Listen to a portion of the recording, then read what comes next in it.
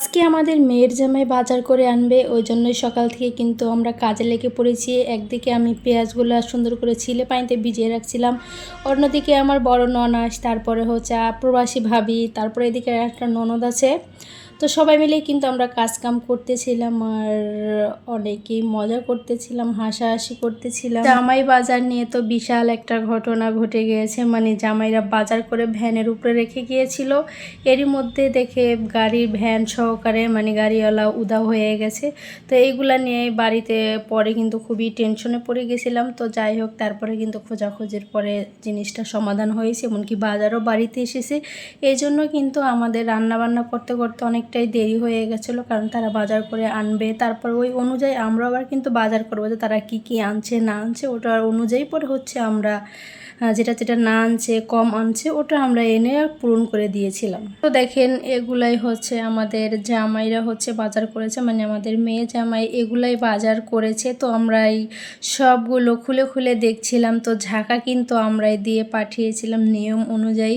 শাশুড়ির টাকা, তারপরে বাড়ি থেকে ব্যাগ, এগুলো নাকি দেওয়া লাগে, তো ওই অনুযায়ী কিন্তু আমরা দিয়েছি। আরও টাকা ভরে তারা যা যা প্রয়োজন দরকার ওগুলোই আনেছিল।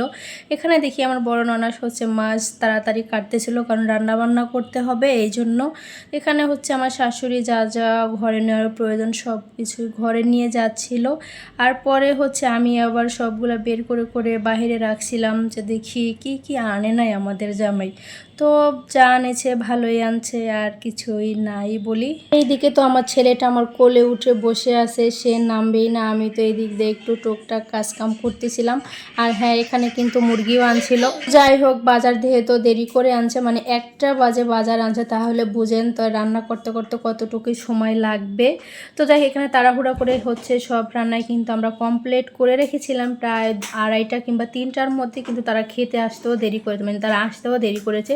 তো যাই হোক, কোনো ব্যাপার না। এখানে হচ্ছে 7-8 কেজির মতো গরুর মাংস ছিল, তো আমি পরিমাণ মতো সব মশলায় ভাবিকে দিয়ে দিয়েছিলাম। তো সে বলতেছে আমি এতগুলো মাপ কখনো করি না, আমি জানি না, তো আমি মাপ করে দিয়ে দিয়েছিলাম। তারপর এখানে বড় নন্দে হচ্ছে রোস্ট ভাজতেছিল, ছোট ননদ আবার হচ্ছে মাছ ভাজি করতেছিল, আমি আবার শসা লেবু এগুলো সব কেটে নিয়েছিলাম।